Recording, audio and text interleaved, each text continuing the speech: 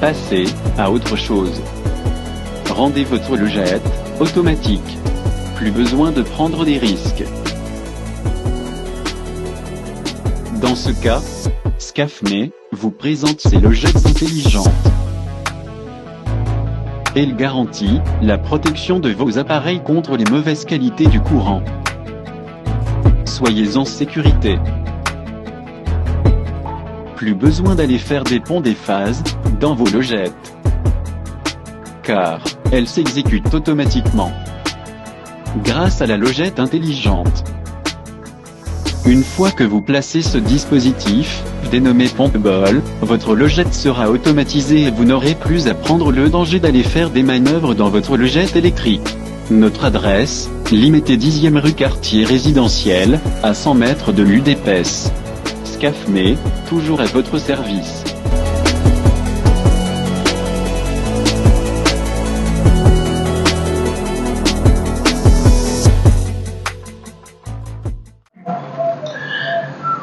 Olingaka kobota et pas Fati okobota.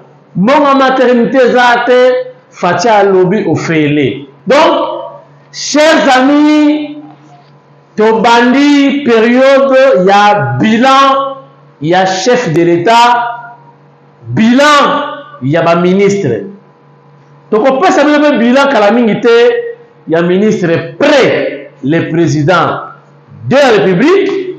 Son Excellence Nana Manuanina Kiumba, malgré Bitumba Pezalaki est belé, Bakal Pezalaki. Pour Brébi Congo, on a facilité Moutouté. On a fait Moutoua Bima, Moutoua Sala la réalisation à bien, Mokondia Sepela, no Bitumba Ezalaka. Amoni Bitumba Mingi, ministre près le président de la République. Seul ministre où il appelle ça rapporté et pas le premier ministre. Seul ministre où il a la garde républicaine, le chef de l'État. Alors, à connaître Bitumba Makasi, où il va expliquer bien exact. Donc, dans l'attribution, nous va récupérer l'attribution. Est-ce que on est là pour ça Mokonza Mboka pour combattre le Mokonza Mboka?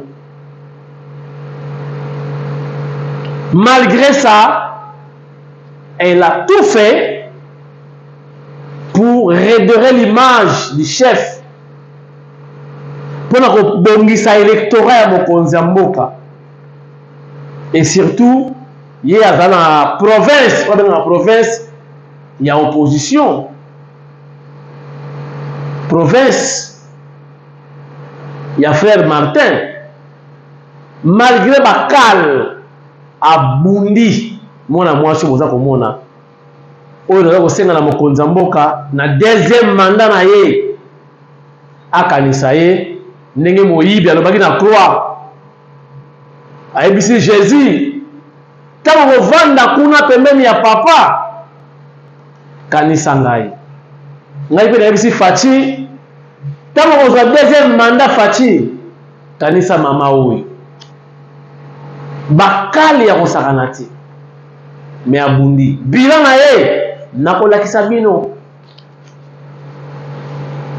donc atiana bantenne oye bantenne ya communication na mboka musika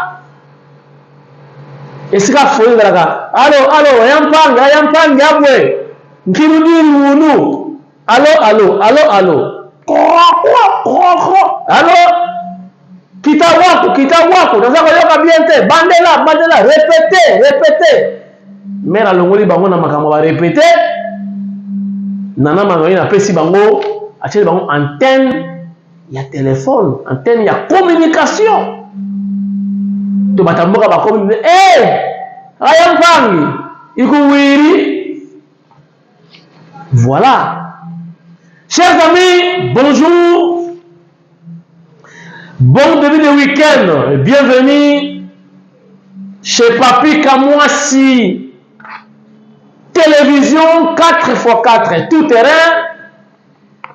notamment dans PK News, votre émission principale. Chers amis, attachez vos ceintures. Ma information est libérée. Mais déjà, on appelle déjà un message. Après l'émission Oyo, émission spéciale Ezakoya. Famille Tomoboti, Babengi Ngai.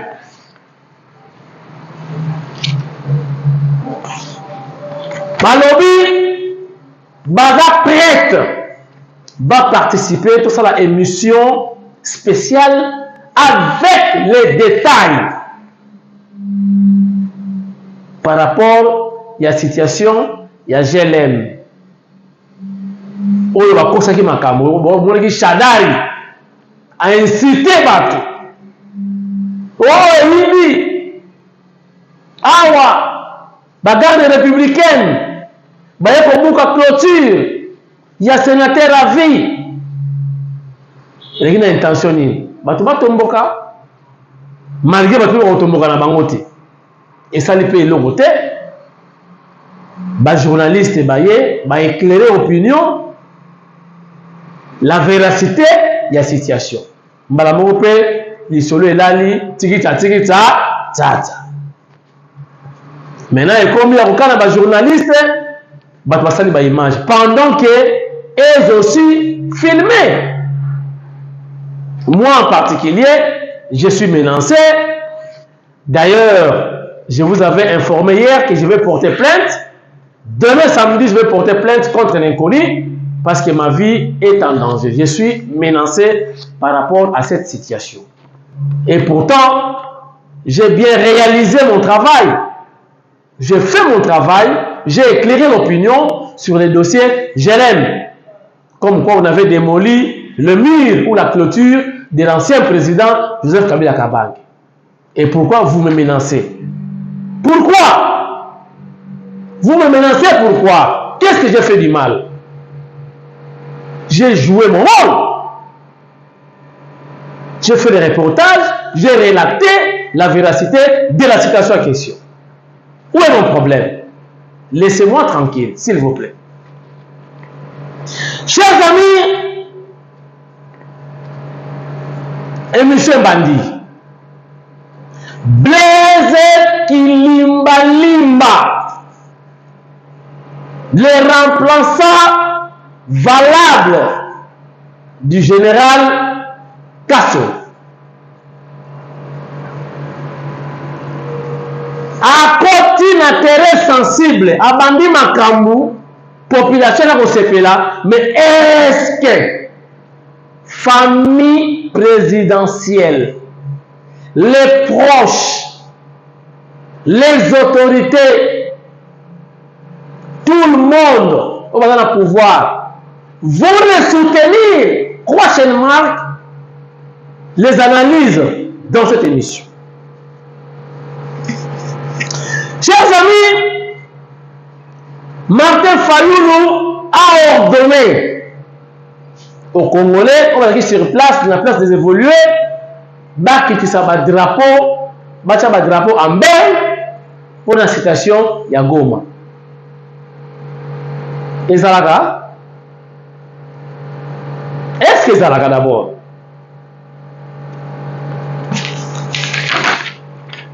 Dans cette émission,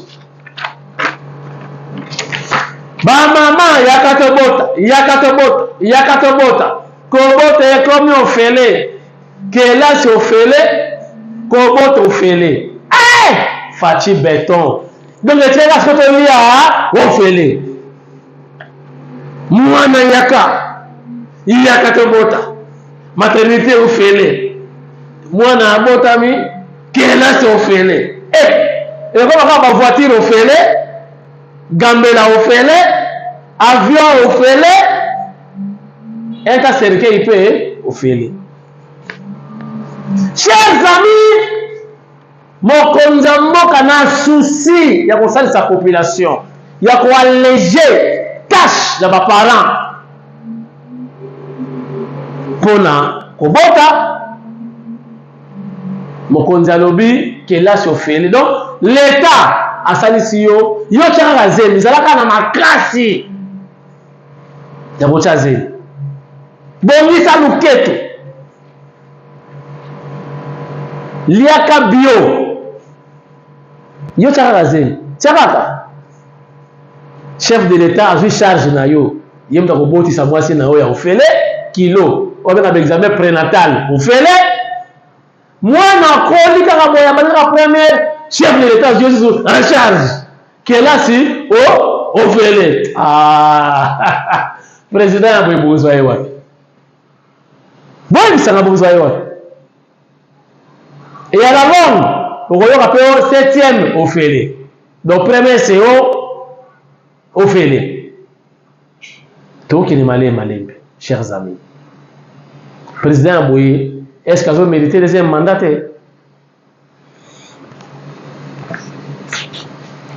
Culture, est-ce que tu as reçu cette mission? Fallait pour préparer concert na Arena, à cela qui balade na France, na France 24, na eu occasion na récupérer moi l'image na hôtel la binango na émission n'est-ce que tu as reçu ça ma solo émission ya lelo. Bonjour, émission et bandit. Blaise Kilimbalimba, général Blaise, aye na makambo oyo elokolaki Jean-Marc Kabonde makambo abongisa circulation ye moko na terrain azongisi na mituka ya présidence ya république osali deuxième bande ozwi sens contraire atelema bi papa zonga ozomona plaque ya présidence zonga bino bozaba exemplaire. Est-ce que vous avez soutien il y a famille à président? Est-ce que bakondima? Est-ce que koleka pour population basepeli na ye déjà balobi na ye wumela boyende ezalaka mais est-ce que la famille biologique, la famille politique, les collaborateurs du chef de l'État vont accepter?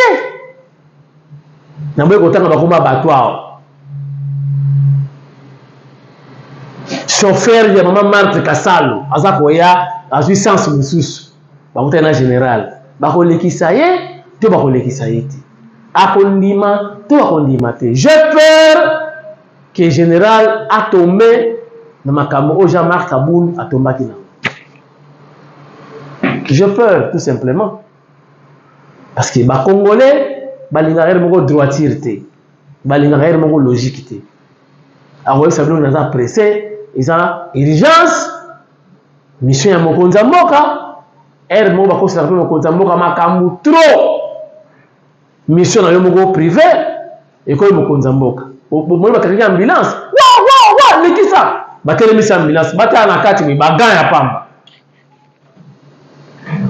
Donc bagan na mercurochrome yango wa lekisa nous allons oyo moko kende kaka malembe. Est-ce que vous avez facile? Bon répondre nga s'il vous plaît. Congo ba konzebele nga chef. Est-ce que oyebinga tu me connais monsieur? Est-ce que vous avez facile pour le général Kilimbalimba? Mais azana ba idée à bien ngai na félicité, j'ai accepté de l'accompagner gratuitement pour l'intérêt général. Mais je peux. Bon, quand même, on a sali déjà. Population, ma bétélier, ma beaucoup. Regardez.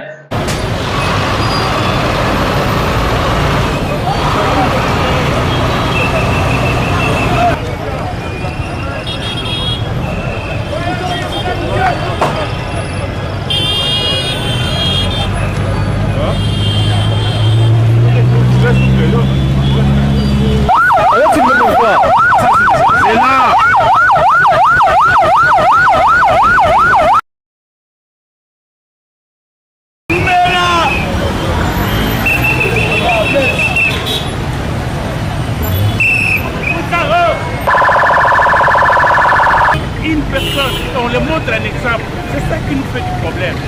Vous allez voir ça. Merci beaucoup, mon général. Merci. Respectez. Respectez son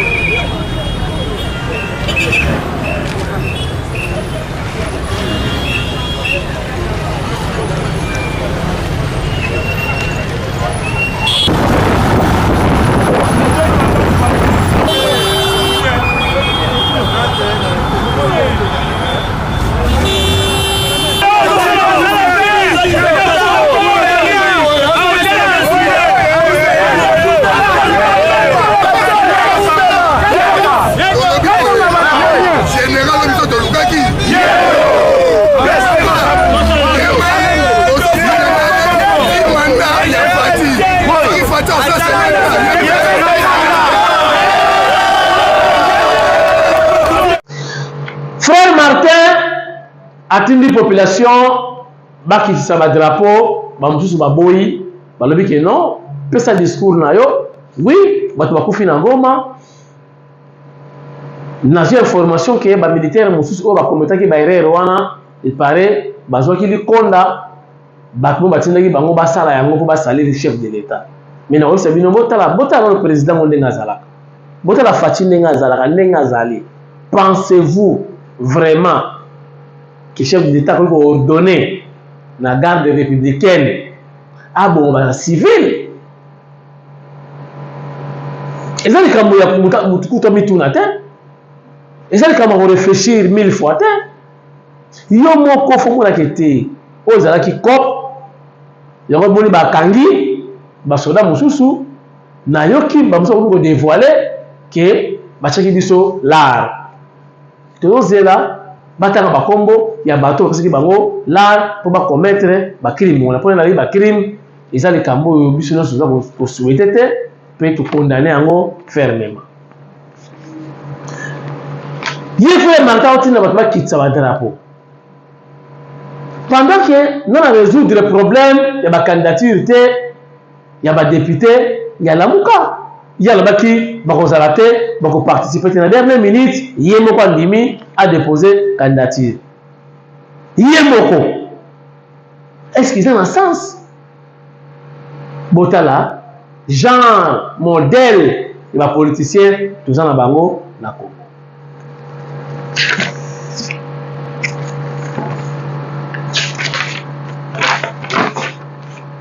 Ba mama yakato bota benanenga kindumba te tobalana tobota sur pas accident yé botaka ko avorter te.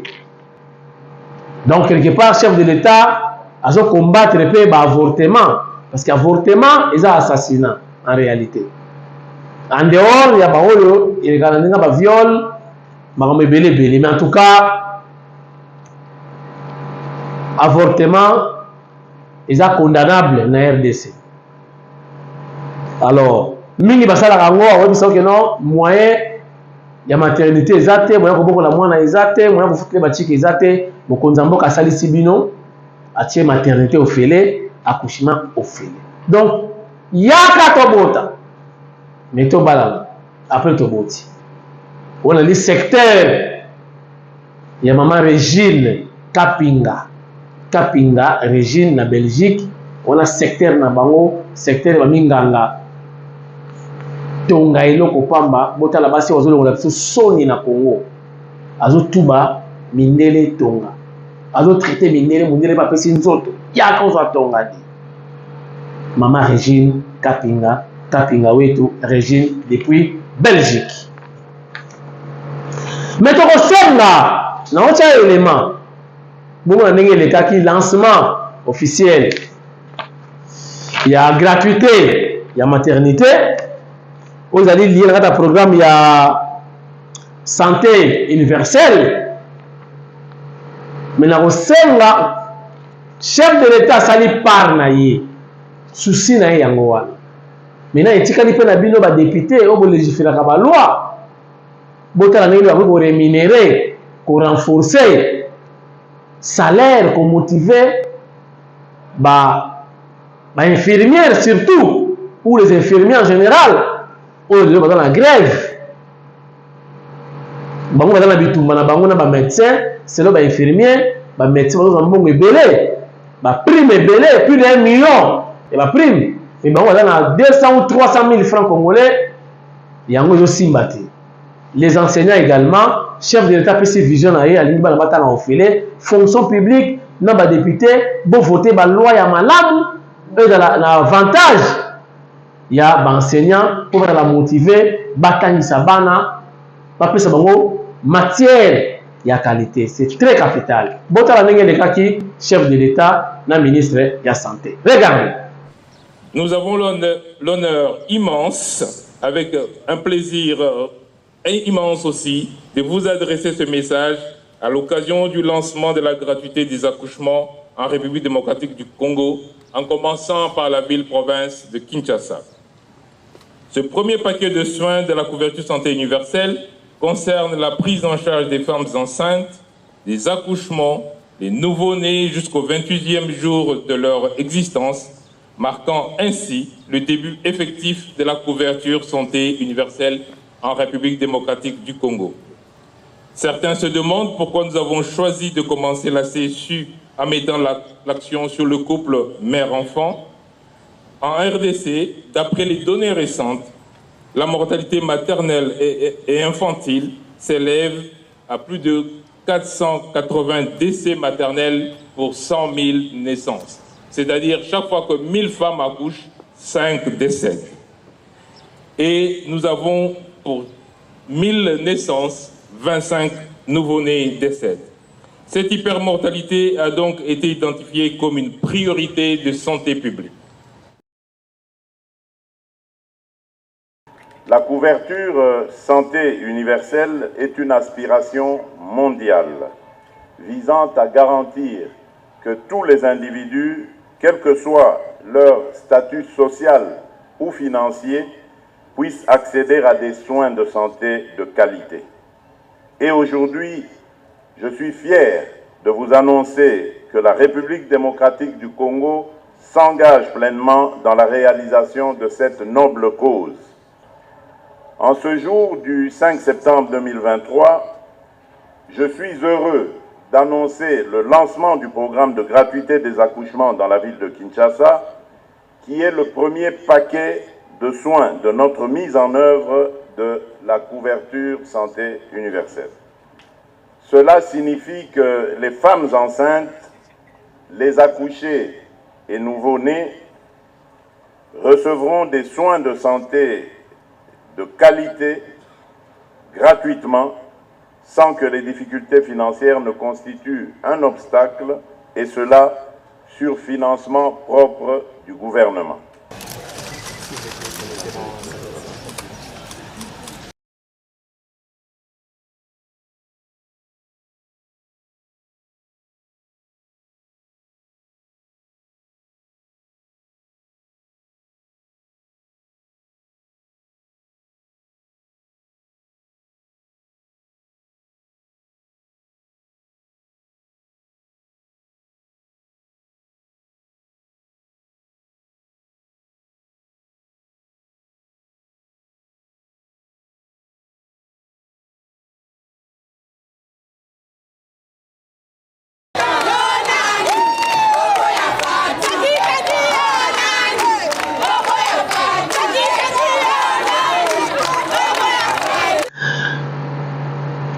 Côté culture, Fally Ipupa, dans un concert dans Arena, mais en tout cas avant concert, Fally Ipupa vraiment là immortalisé Donc, ça fait image à bien pour la rumba congolaise.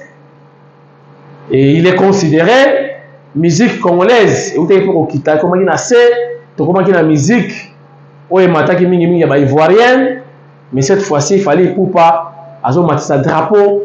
Il y a la République démocratique du Congo, du Colo. Il faut qu'on se le dise. Alors, bon, là, préparatif déjà parce qu'il balade en France. Il fallait pour pas Masolo qui toque au côté de la extrait. Il y a un passage en France 24. Regardez. Démocratique du Congo, dans le quartier de Bandal. Il a commencé à chanter à l'église, puis dans la rue, et aujourd'hui c'est une superstar. C'est l'un des chanteurs congolais les plus connus de sa génération. Il déteste qu'on le déteste, il s'agit de Fally Ipupa. Elle a un extrait de son dernier album Formule 7 qui est sorti en 2022. C'est un album qui met à l'honneur la rumba congolaise qui est inscrite au patrimoine culturel immatériel de l'UNESCO depuis 2021.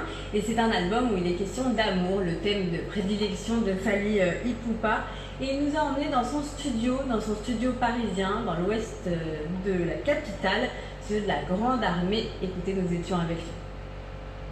Moi, pour ma part, j'ai essayé de faire la rumba congolaise, mais à ma manière.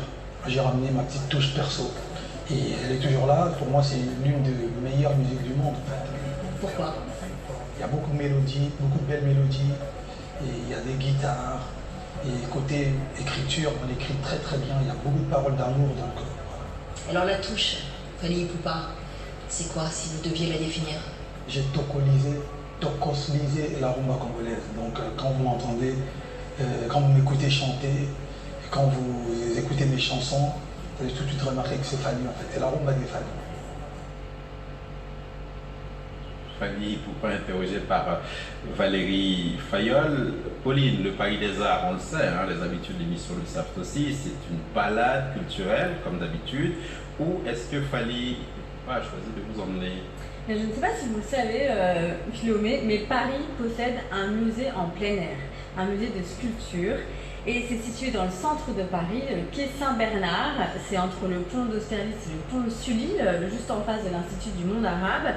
Et c'est dans le 5e arrondissement, je ne sais plus si je l'ai dit. C'est un musée qui a été inauguré en 1980 à l'initiative de la mairie de Paris. Et vous pouvez le voir à l'image, on peut se balader le long de la Seine et admirer des œuvres de sculpteurs comme Zadkine, Brancusi, César. Et nous avons eu la chance d'avoir la visite avec une guide conférencière, Elsa Noël Guénon, qui nous a fait la visite avec Fally Ipupa. Écoutez. Alors cette grande statue, elle vous attire pas là-bas? Ah, sexy quand même. Allez, on y va. Mais ça dit, c'est pas faux parce que... Ouais, tu vois, il reste côté, les jambes, je pas. Voilà, qu'est-ce que tu vois toi, spontanément, tu vois quoi? Les jambes, elle est un peu... Eh ben c'est gagné parce que c'est le travail justement de cet artiste. Ah. Allez voir ça.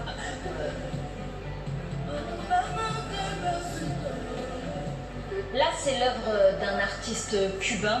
On n'est pas du tout dans la représentation, on est clairement dans l'imaginaire. Chacun peut voir à travers ses ouvertures, ses fenêtres, ce qu'il a envie de voir. Exactement. Donc ici, on est face à la grande fenêtre d'Augustin Cardenas. C'est une œuvre qui nous invite justement à regarder le paysage autour de l'œuvre, mais également à travers l'œuvre. Très belle balade parisienne avec Fally Ipupa. Il a également, comme le veut la tradition, il vous a fait rencontrer un ami, un contact. Un artiste, un peu sur coup de cœur. Voilà, exactement. Alors, quelle était cette personnalité que Fally Ipupa vous a fait rencontrer? Eh bien, c'est une légende, mais une autre légende, une légende du jeans. Je ne sais pas si vous avez déjà porté des jeans de la marque Marité et François Girbeau. C'est une marque de prêt-à-porter qui a été créée dans les années 70 et ils ont révolutionné le denim. Ils ont expérimenté les délavages, les techniques d'assouplissement. Ils ont, après une liquidation judiciaire en 2012, ils existent aujourd'hui sous forme de concept store. Et c'est eux qui ont été choisis, Marité et François Girbeau, par Fally Ipupa pour inventer sa tenue de son prochain concert à l'Accor Arena à Paris le 25 novembre prochain. Et donc nous avons eu la chance de découvrir en avant-première à quoi va ressembler sa tenue. Regardez. On a créé une silhouette. Depuis toutes ces années, en évolution de trucs, c'est quand même la fourche, comment la fourche fait pour monter les fesses, pour écraser le ventre, etc., etc. Et petit à petit, il y a eu une évolution et on est arrivé sur ce que les gens appelaient un baggy. C'est devenu mythique, mais ça a été pour le Congo, pour l'Afrique. Aux États-Unis, en même temps, on est tombé dedans. Pourquoi les rappeurs sont mis à porter nos vêtements? J'en sais foutre rien, c'était pas l'idée. Voilà, c'était François Girbeau qui va créer la prochaine tenue de Fally Ipupa pour son concert à l'Accor Arena Paris le 25 novembre prochain. Des images de Stéphane Bauden et Baptiste Gosselin, et donc c'est une émission à retrouver dès demain sur France 24 à 13h40 heure de Paris. Merci beaucoup Pauline Hellman, c'était la séquence culture de Paris Direct. On passe au... Voilà pour clôturer, chers amis, Lelo, déjà, famille Lito, Balobi, Basala Makamakoloba, Barolekana, PK News, va expliquer Makamu et Salamaki, na GLM, et puis si on fait courage, va expliquer ce qui se passe dans Makametali, Banda Kouizawana, est-ce que Banda Kounabango, sénateur à vie à Somba, to à Sombati. Bataillon Sobaï, Makamango, Ndenge Lekaki, et puis Ndenge Ezaleli. Chers amis, bon appétit, bon tika la scotché, deuxième émission, et Rokota, Lelo, na famille Lito Moboti. Boti kala malamu ngai na bino kala mingi te fara. Merci beaucoup. Aïe, Kinshasa eningani, Congo mobimba eningani. Yaka to seme. O ezali message ba pasteur te boya to seme mabonza. Mais boya to soma ba semence to semene ba semence na mabele po nzala esila na Congo. Yaka kosomba ba graine nyonso oyo lukaka. Pe particularité ya ba graine oyo ekipaka mabele te.